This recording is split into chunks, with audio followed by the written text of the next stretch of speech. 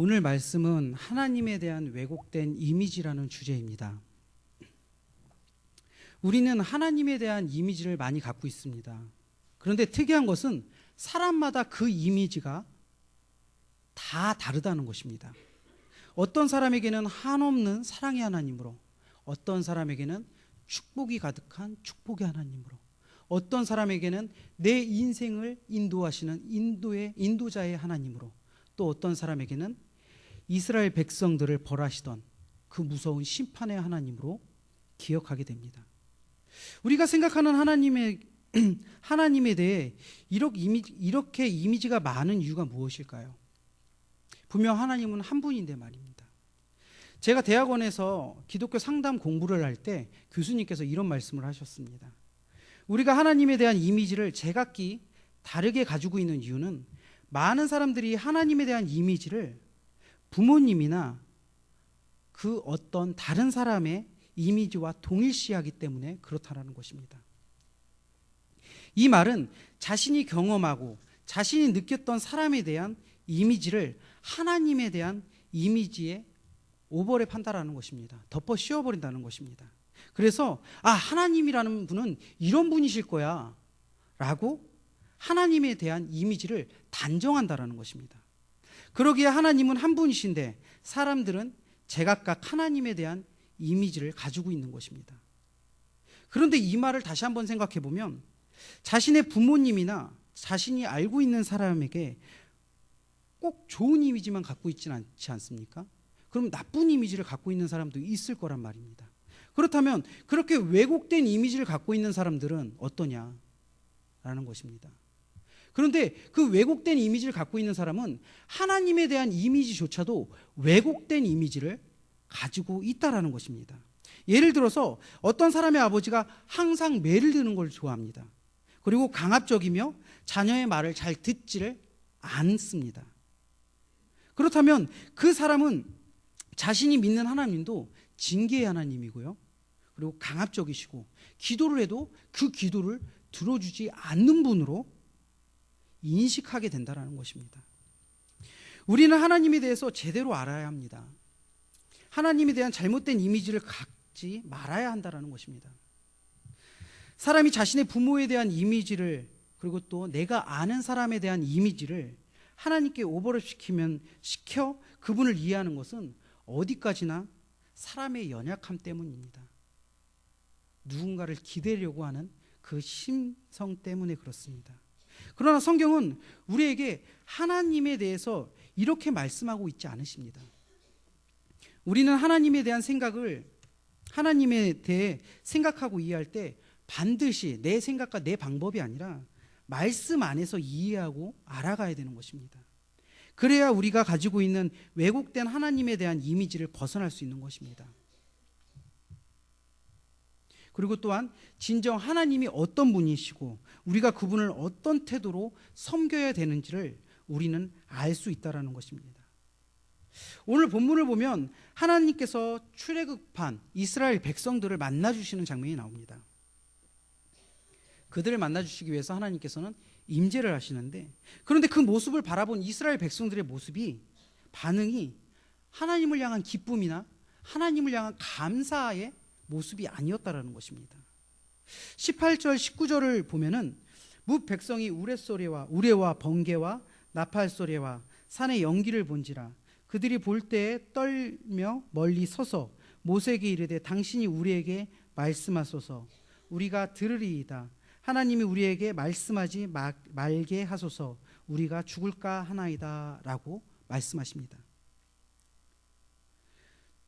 이스라엘 백성들은 우레와 번개와 나팔 소리와 그리고 산의 연기를 보았습니다. 우레와 번개와 나팔 소리는 종종 성경에서 여기저기에서 하나님의 말씀이 임재하실 때 상황을 표현합니다. 하나님의 말씀이 얼마나 장엄하고 웅장한지, 그리고 그분의 통치가 얼마나 힘있게 임하시는지를 나타내기 위해서 사용하는 단어라는 것입니다. 이처럼 우레와 번개와 나팔 소리와 산의 연기를 본 이스라엘 백성들은 하나님에 대한 기쁨과 감사함보다는 오히려 하나님에 대한 두려움에 사로잡혔다는 것입니다. 그래서 하나님께 가까이 나아가지 못하고 벌벌벌 떨면서 뒤에서 서 있었다는 것입니다. 이스라엘 백성들이 왜 하나님을 두려워하는 것일까요? 분명 애굽에서 고통받고 힘들어할 때 그렇게 부르짖던 분을 지금 이 상태에서 만나게 됐는데, 자신들을 애굽의 압제에서 해방시키시고 지금 이곳까지 인도하신 그 분을 드디어 만나게 됐는데 왜 하나님을 뵙는 자리를 그렇게 두려워했던 것일까요? 이스라엘 백성들이 두려워한 것은 자신들 안에 있는 죄로 인해서일 것입니다. 이스라엘 백성들은 하나님께서 죄인을 심판하신다라는 사실을 알고 있었습니다. 하나님은 지극히 거룩한 분이시고 죄가 없으시며 그리고 또한 죄를 미워하시는 하나님으로 알고 있다는 것입니다. 그러기에 이스라엘 백성들은 하나님을 우리가 뵈면 우리의 죄로 인해서 하나님께 심판을 받을까 봐 두려워하지 않았을까 합니다. 심판을 받지 않을까 두려워했다라는 것입니다. 그래서 모세에게 하나님의 말씀을 받아서 대신 우리에게 전해 주십시오 라고 이렇게 모세에게 얘기했다라는 것입니다. 이스라엘 백성이 이런 반응, 즉 이 같은 걱정과 두려움은 어찌 보면 당연한 것입니다. 그러나 그 반응은 하나님께서 원하시는 반응이 아니었다라는 것입니다. 바람직한 반응이 아니었다라는 것입니다. 그것을 20절에서 모세가 얘기하고 있습니다. 한번 다 같이 보겠습니다. 한번 다 같이 읽어보겠습니다. 모세가 백성에게 이르되 두려워하지 말라. 하나님이 임하심은 너희를 시험하고 너희로 경외하며 범죄하지 않게 하려 하심이라. 아멘. 모세가 하나님께서 우레와 번개와 나팔 소리와 산의 연기로 나타나신 것은 단순히 이스라엘 백성들을 협박하기 위해서, 이스라엘 백성들을 심판하기 위해서가 아니라고 말씀하고 계십니다. 다시 말해서 하나님께서 이스라엘 백성에게 나타나시고자 하시는 것은 심판의 하나님, 두려움의 하나님이 아니라 이스라엘 백성을 시험하고 이들로 하나님을 경외하게 하여서 범죄하지 않게 하기 위해서 이렇게 우레와 번개와 나팔 소리와 산의 연기로 이렇게 임재하셨다라는 것입니다. 우리는 이를 통해서 하나님께서 이스라엘 백성에게 율법을 주신 목적을 알 수 있습니다. 이스라엘 백성은 어떤 백성입니까? 그들은 하나님께 구원받은 선택된 백성입니다.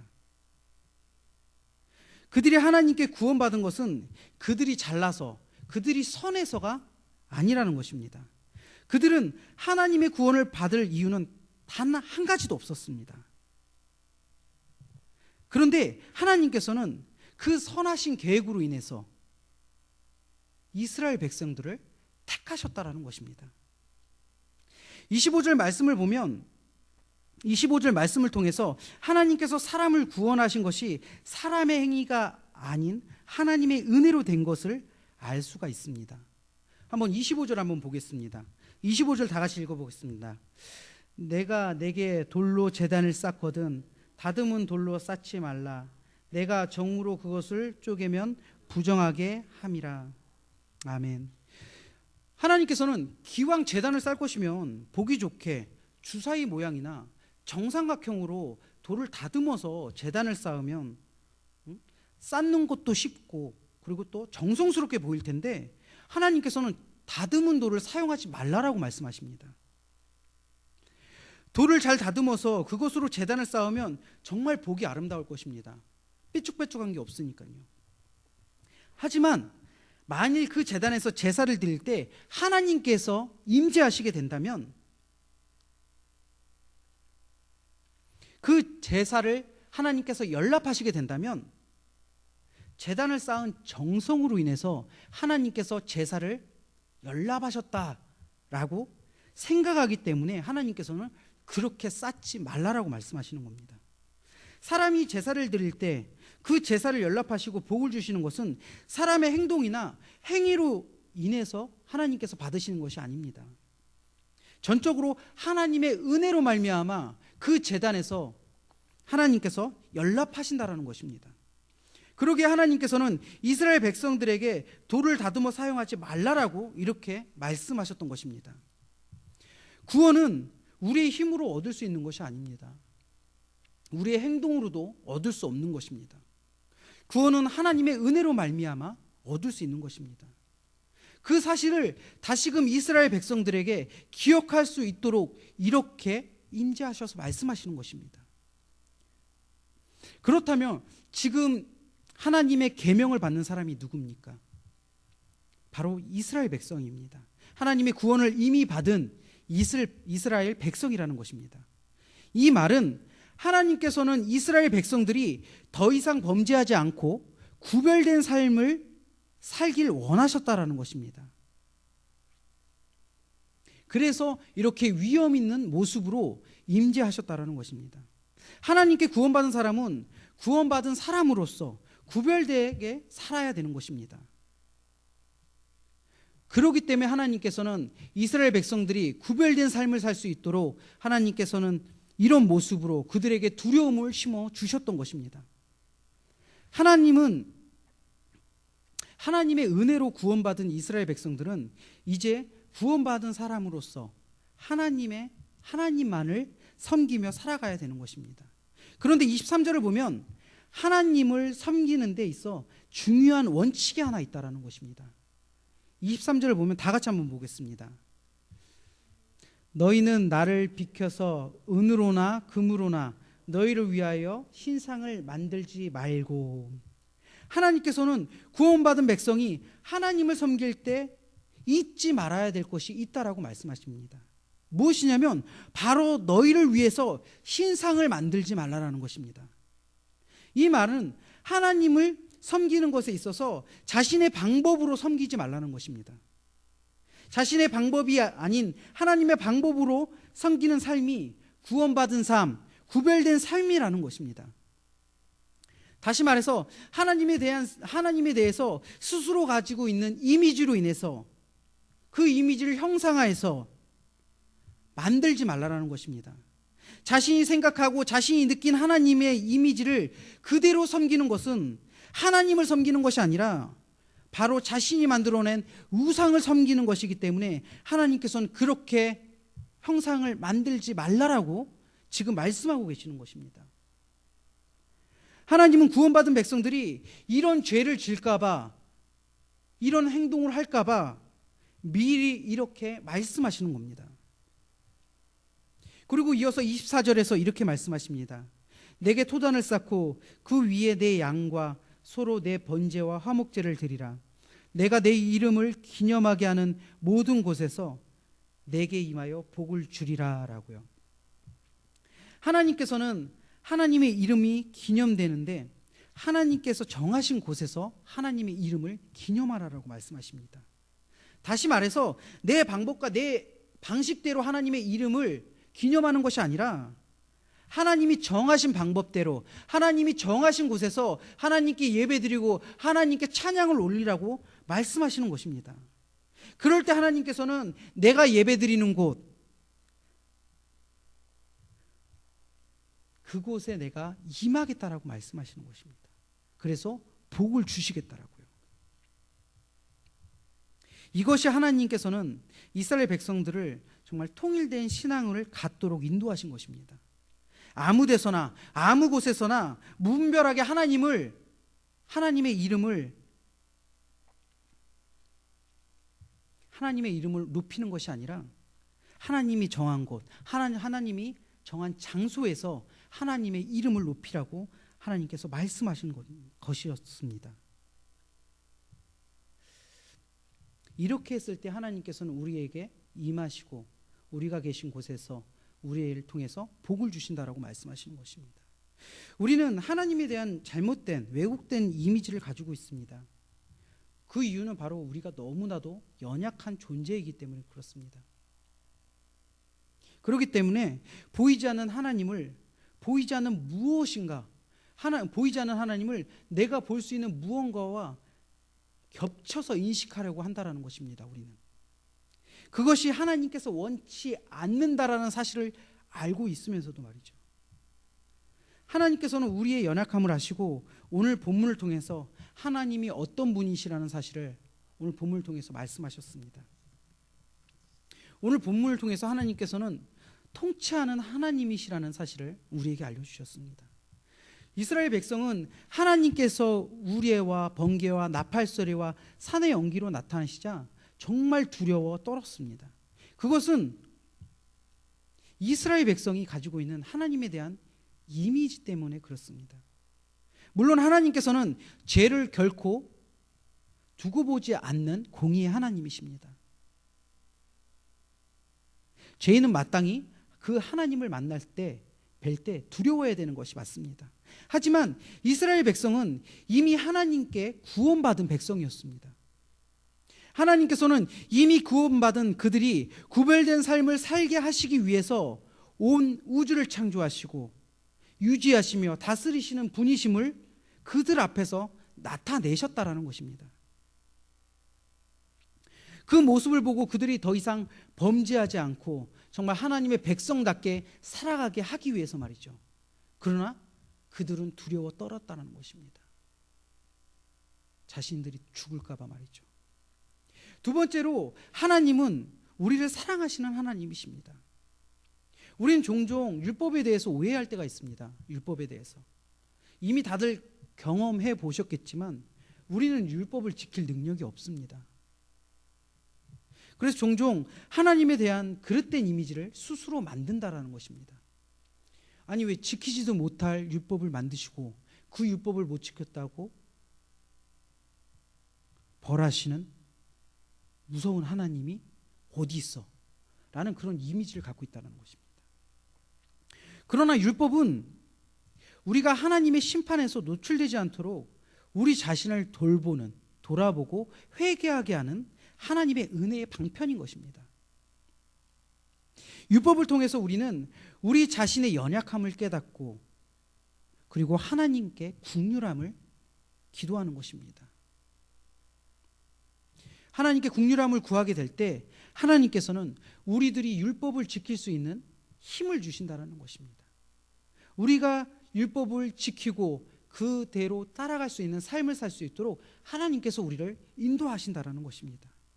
그럴 때 우리는 하나님의 형상을 닮아가는 것이고 하나님의 모습을 따라갈 수 있다는 것입니다.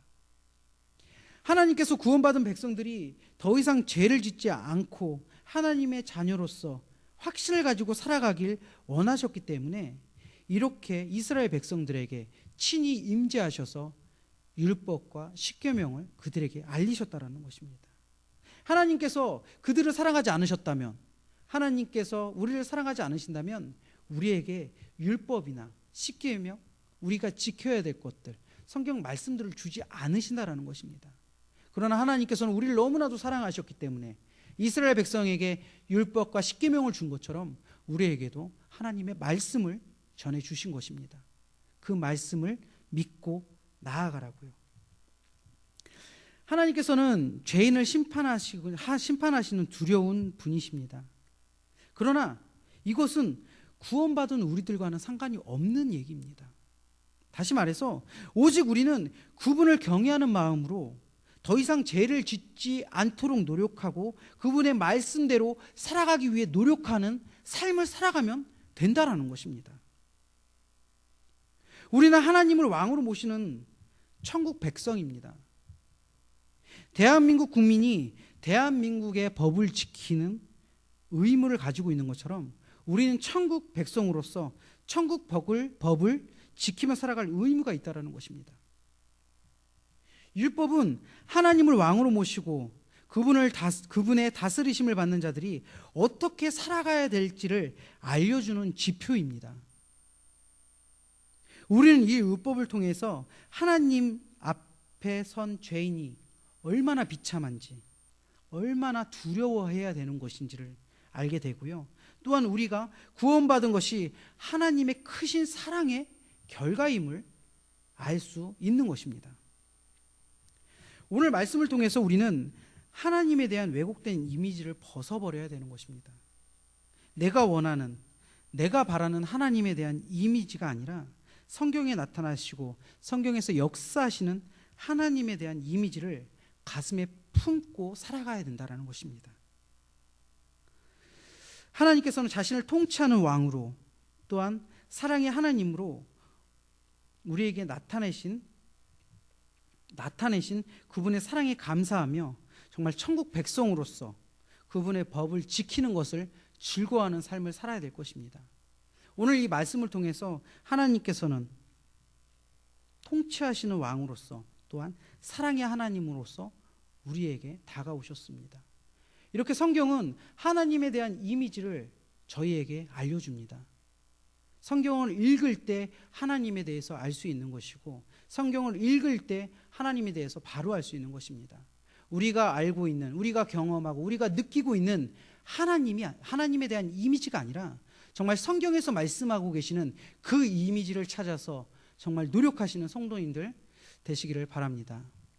다 같이 기도드리시겠습니다.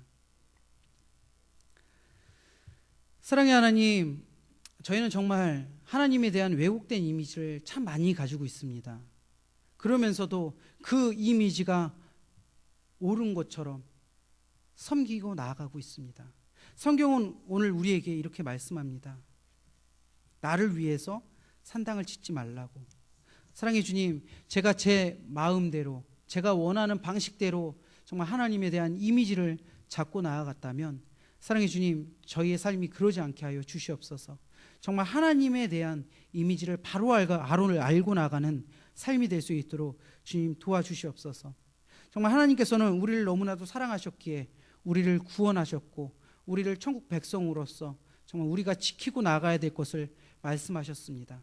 정말 그 말씀, 어렵고 힘든 그 말씀을 저희가 순종하고 지키며 나아갈 때 정말 하나님의 백성으로서의 삶이 될 수 있도록 하나님 도와주시옵소서. 또한 우리가 갖고 있는 왜곡된 이미지, 하나님에 대한 왜곡된 이미지를 이 시간 모두 다 내려놓고 정말 하나님께서 주시는 정말 말씀으로, 그리고 기도로, 그리고 찬양으로 느끼는 하나님을 저희가 알아갈 수 있는 귀한 성도님들 될 수 있도록 주님 도와주시옵소서. 감사드립니다. 예수님의 이름으로 기도드립니다. 아멘.